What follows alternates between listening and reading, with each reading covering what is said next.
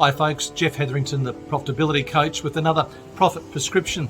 Today I want to talk to you about a 4-level learning model, which I think you can probably apply in your business. Certainly if you solve problems for people rather than just provide goods, then you can do that. If you're someone who provides services, who's in financial planning, those sorts of things, this is something maybe you can look at. But it's not just tied to service providers. You can also apply this thing to your marketing when you're out there selling tangible products and services as well. The 4-part model works like this, and it uses the word incompetent. Please don't hold that against me. That's just what they use in the model, the academics who put it together. Level 1, the bottom level, is when people are unconsciously incompetent or subconsciously incompetent. What that means is they don't know what they don't know. It's a bit like when you're a young kid and you're picked up, put in the back of the car goes and you're taken out, your environment's changed, but you've got no idea what's happened, but you don't even think about anything of it. You're just not aware. You don't know what you don't know. The next level is when you're consciously incompetent. That's when you know there's stuff you don't know, and you either make a decision to find it out or you decide you don't need to know it and you just keep going on with what you're doing anyway. And that's a bit like the kid who's given the play school steering wheel that they have in their seat, and they play around. They know there's levers and things like that, and they know it's supposed to do stuff, and they watch mum or dad driving the car and they go, there's things there happening I don't know about. So they consciously become aware that there's stuff that they don't know. The third level is when people are consciously competent. That's when people are working through learning and then applying things they've learned. Think about that as being a driver on their P plates. All right, the first few months you're out there on the road, you're very careful. You're consciously going through all the steps you need to take to indicate 30 metres before it, etc., etc. That's consciously competent. And then, of course, the last one is unconsciously incompetent, subconsciously incompetent, where you just know stuff and you go and do it. And that's like after you've been driving a car for 10 years or something, you just go out there and do it. But the key thing is these 4 levels are very important. So if you're a business coach, for instance, your best clients are those who are consciously incompetent.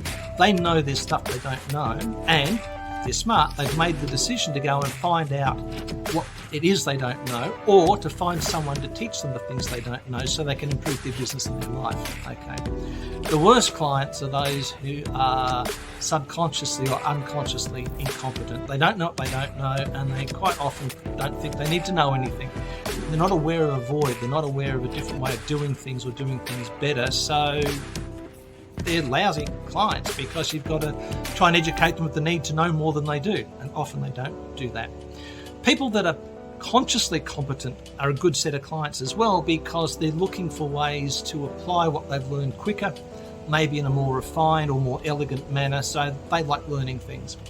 And people who are unconsciously competent, subconsciously competent, well, they're people who hopefully have gone through some training or some time with you. They've grown, they've learned, and they're usually the people that are looking for more things to learn anyway. So when you're dealing with someone who is unconsciously competent, often they're also consciously incompetent because they're aware there's so much more to learn, and that makes them a good client. But how can you apply these 4 levels to your business? Think about it in marketing terms. If someone is consciously incompetent, then they're going to have questions.